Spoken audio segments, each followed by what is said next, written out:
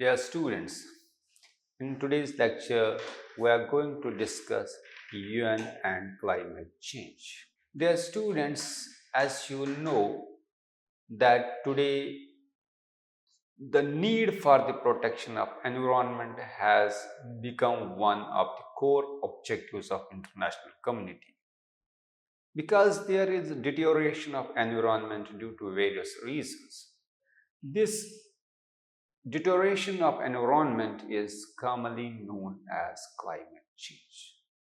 Climate change refers to long-term shifts in weather patterns and average temperatures on Earth, often resulting in changes to ecosystems, weather events, and natural phenomena. So, in simple terms, climate change means change in global temperature. This climate change has been caused by various activities like human activities, which including the burning of fossil fuels, industrial processes, and agricultural practices. So, these activities contribute to the release of greenhouse gases into the atmosphere. Therefore, these gases are trapping heat, and this led to global warming and climate change. This climate change has impacted not only natural environment but also all aspects of human life. Like it led to the rise in temperature, disruption of ecosystems, losses in agriculture, damage to infrastructure, economic disruptions, human health, etc. So it means that climate change has produced devastating impact on the world. Therefore, it assumed a status of global problem which needs to be handled globally. As we have discussed that climate change poses a significant challenge to the world, impacting ecosystems, economies, and societies. Therefore, international cooperation is important in addressing this global issue. There was growing scientific evidence during 1970s, 80s, which highlighted the potential risks of climate change due to human activities. Several studies were conducted which emphasized the role of greenhouse gases in trapping heat in the Earth's atmosphere.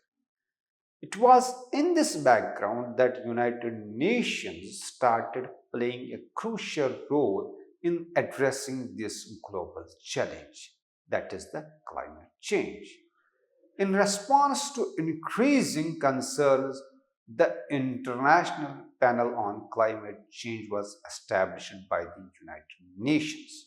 This international climate panel's role was to assess scientific knowledge on climate change and its potential impacts.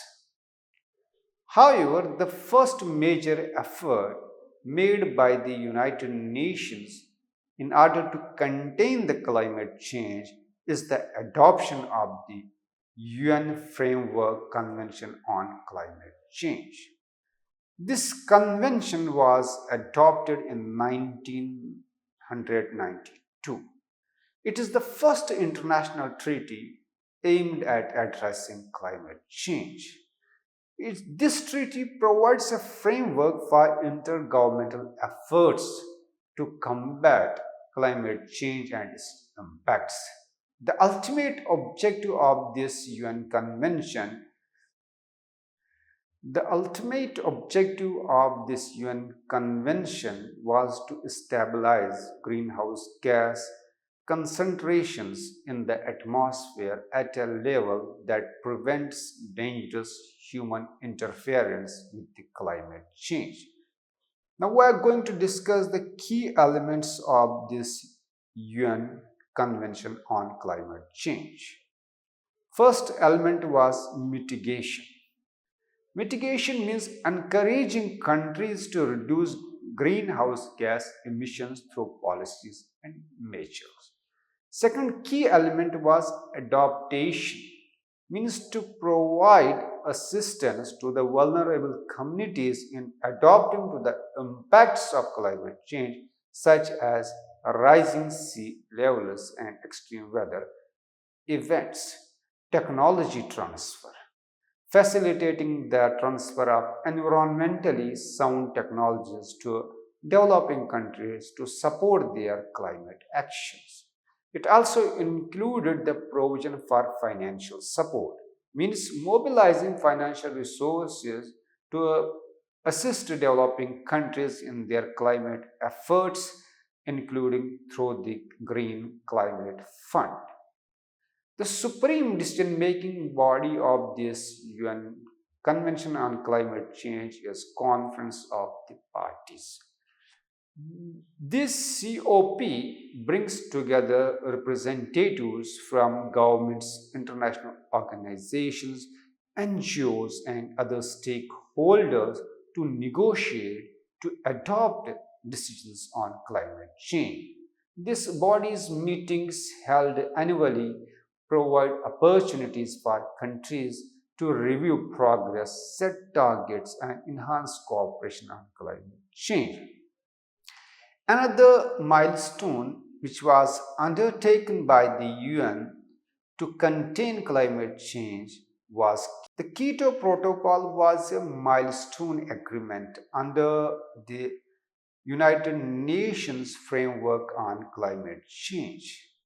It legally bound developed countries to reduce their greenhouse gas emissions by specific targets.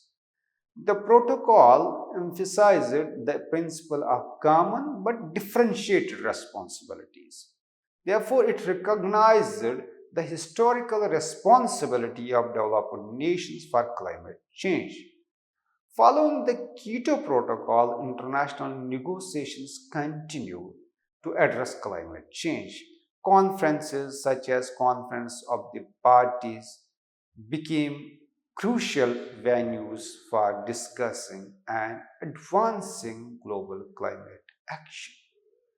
Another landmark development to contain climate change was the Paris Agreement. This Paris Agreement was adopted in 2015 in Paris, France. Its key objectives was to limit global warming to well below 2 degrees Celsius. Its another objective was to enhance countries' ability to adapt to the impacts of climate change and to promote climate resilience. It also contained the objective to mobilize financial resources and technology transfer to support climate action, particularly in developing countries. Another important component of this Paris Agreement was nationally determined contributions, which means each country submits its nationally determined contributions, outlining its climate targets, policies, and measures. These NDCs are nationally determined and non binding, therefore, allowing countries to set their own climate goals based on their unique circumstances and capabilities. Countries are encouraged to regularly update and enhance their NDCs over time, so it reflects increasing ambition and progress towards the climate change. Another provision, another part of this Paris Agreement was transparency and accountability. It means that this Paris Agreement established a framework for transparent reporting and review of countries' climate actions.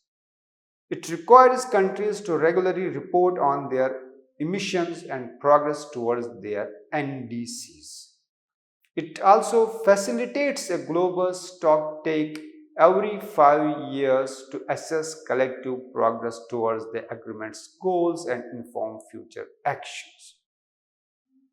The most important part of this Paris Agreement was global climate finance. This global climate finance calls for developed countries to provide financial support to the developing countries for both mitigation as well as for adaptation efforts. It aims to mobilize 100 billion annually by 2020 with further financial flows beyond that. It encouraged a balance between support for mitigation and adaptation with a focus on the most vulnerable countries and communities. Another part of this Paris Peace Agreement was implementation and governance. This implementation and governance establishes a mechanism to facilitate implementation and promote compliance with the agreement's provisions.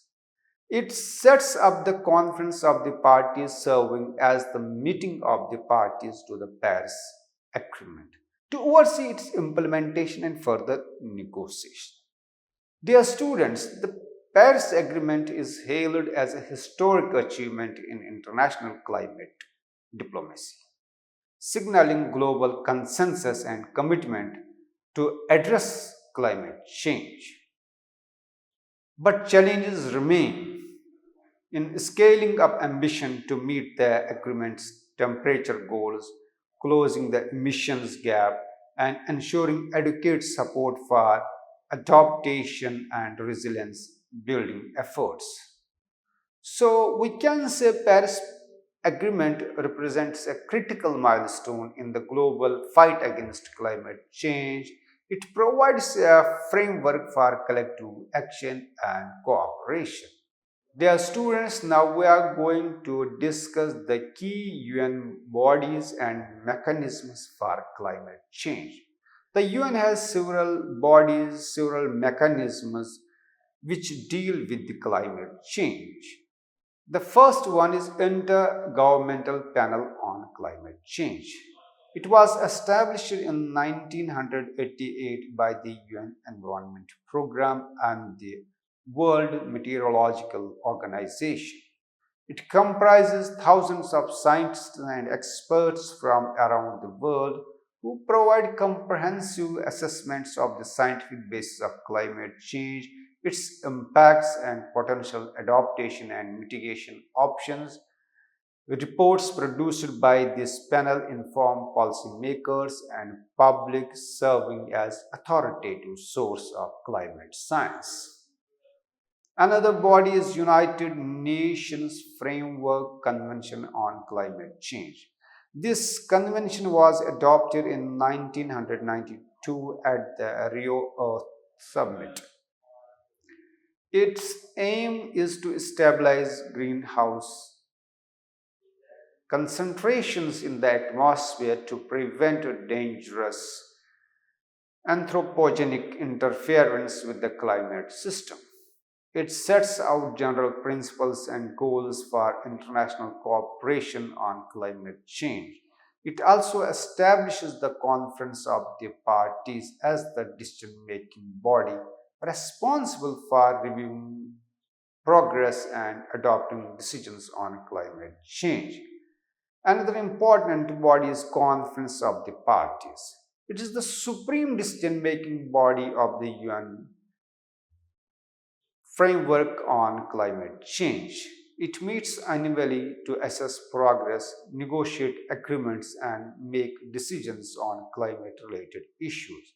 Key decisions made at this conference meetings shape international climate policy and actions. As we have discussed, there is another key body or key mechanism in the UN which is known as Paris Agreement. This agreement was adopted in 2015 and it entered into force in 2016. It aims to strengthen the global response to climate change by limiting global warming to well below 2 degrees Celsius. Then there is another body which is known as Green Climate Fund. This Green Climate Fund was established in 2010 under the UN Framework Convention on Climate Change to support developing countries in their climate actions. It mobilizes financial resources from developed countries and developing countries towards the developing countries. So, dear students, we can say that the UN plays a central role in coordinating global efforts to address climate change through various bodies and mechanisms. The International Panel on Climate Change provides scientific assessment. The UN framework on climate change sets the framework for international cooperation, and COP meetings facilitate negotiations and decision making. The Paris Agreement and the Green Climate Fund are the key instruments for advancing climate action and supporting countries in their transition to a low carbon resilient future. Dear students, now we are going to discuss the importance of international cooperation in addressing climate change. Dear students, as I told you that change is a global challenge that transcends national borders and requires collective action at the international level.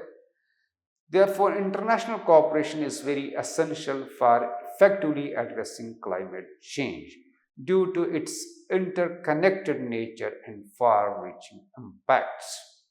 As you know that climate change is caused by the emission of greenhouse gases from various sources. So no single country can mitigate climate change or adapt to its impacts alone. Therefore, international cooperation recognized the shared responsibility of all countries in tackling climate change, regardless of their level of development or historical emissions. Another is mitigation efforts. Cooperation enables countries to coordinate their efforts to reduce greenhouse gas emissions and transition to low carbon economies. Joint initiatives such as emissions trading schemes and technology transfer programs help to spread clean technologies and promote sustainable development. Collaborative action ensures that emission reductions are equitable and contribute to global climate goals. Then there's adaptation and resilience. Climate change disproportionately affects vulnerable communities and regions, therefore, increasing the existing challenges such as poverty, food insecurity, water scarcity. International cooperation supports adaptation efforts by sharing knowledge, best practices, and financial resources. Collective action strengthens resilience to climate impacts, enhances disaster preparedness, and promotes sustainable development pathways. Then there is a cooperation about knowledge and capacity building. Cooperation facilitates the exchange of scientific research, data, and expertise on climate change. Capacity building initiatives help developing countries to strengthen their institutional and technical capacities to address climate change effectively. Collaborative research and innovation drive technological advancements and solutions for climate mitigation and adaptation. International agreements such as the Paris Agreement under the United Nations Framework on Climate Change provides a framework for multilateral cooperation on climate change. So diplomatic efforts and negotiations can promote trust, build consensus, and mobilize political will for ambitious climate action. So platforms like the Conference of the Parties to the UN framework on climate change facilitate dialogue, cooperation, and the development of shared objectives. Economic opportunities. Transition to a low carbon economy presents opportunities for job creation, innovation, and sustainable growth. International cooperation promotes investment in clean energy, renewable technologies, and climate resilient infrastructure. Collaboration on climate finance mobilizes resources for green investments and promotes the transition towards a sustainable and inclusive economy. So, dear students, in conclusion, we can say that international cooperation is very important for addressing the complex and urgent challenge of climate change. By working together, countries can accelerate progress towards a resilient, low carbon future and safeguard this planet for future generations. Dear students, now we are going to discuss the future challenges and opportunities in global response to climate change. Despite progress, despite positive role which UN is playing in order to tackle this climate change, the global response to climate change faces many challenges, but at the same time, it has promising opportunities also in the present times. So, understanding these dynamics is crucial for shaping effective strategies and policies to address climate change. So, there are both challenges as well as opportunities. First is accelerating emissions reductions. In this accelerating emission reduction, it is a challenge, but as well as there is an opportunity.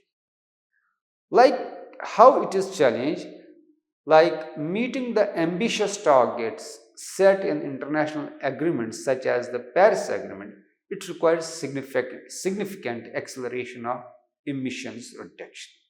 Now, how it is opportunity? It is opportunity in this sense, it advances in renewable energy, energy efficiency, and carbon capture technologies.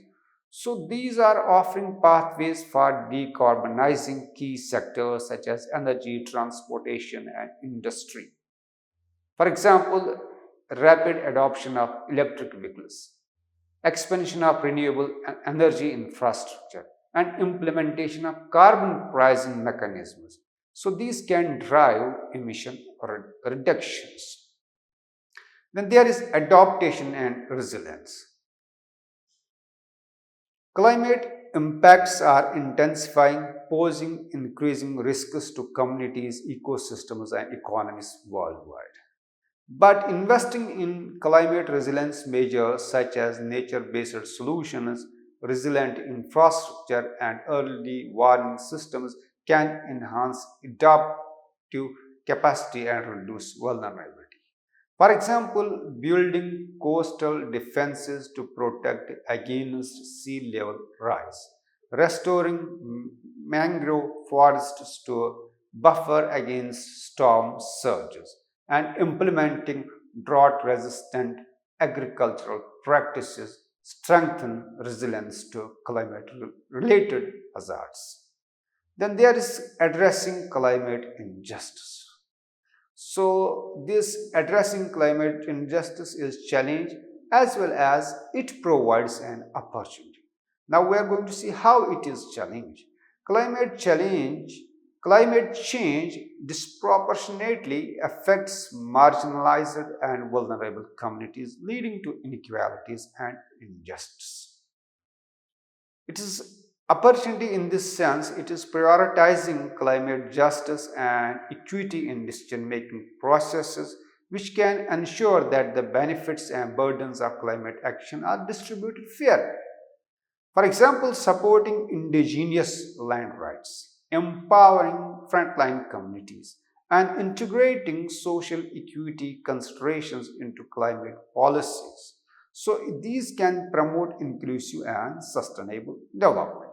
Then there is mobilizing climate finance. Mobilizing sufficient financial resources to support climate mitigation and adaptation efforts, especially in developing countries, remains a major challenge. But this challenge can lead to innovative financing mechanisms, public-private partnerships, and green investment initiatives. So these can unlock capital for climate resilient infrastructure and sustainable development projects.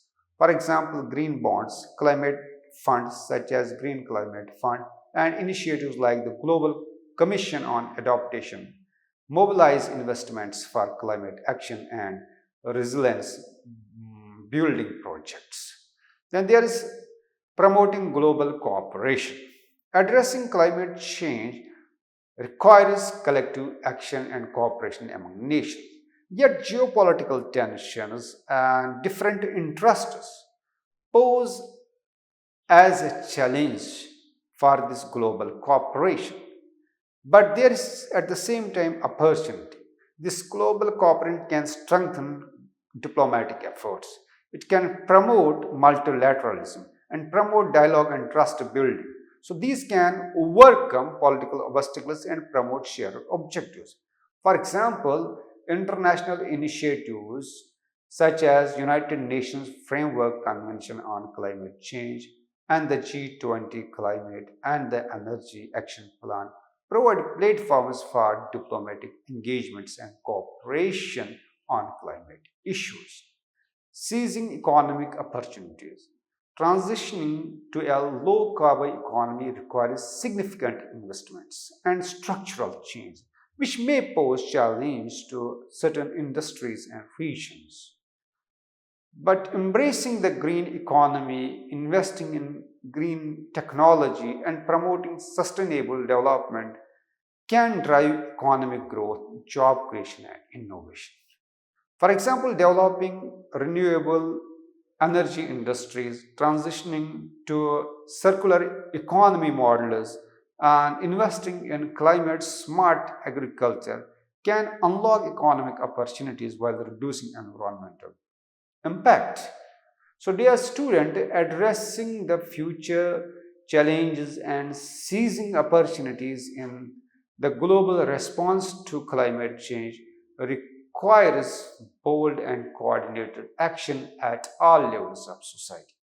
By leveraging innovation, collaboration, and shared commitment, we can navigate the path forward towards a resilient, sustainable, and equitable future for all.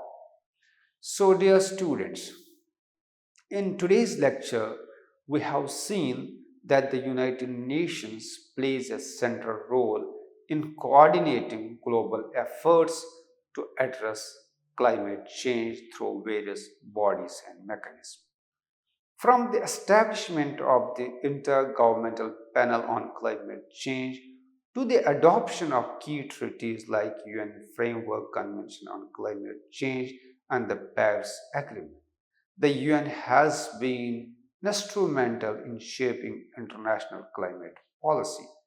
Through collaboration, shared responsibility, and innovative solutions, the international community can overcome the challenges of climate change and seize the opportunities for a sustainable and resilient future.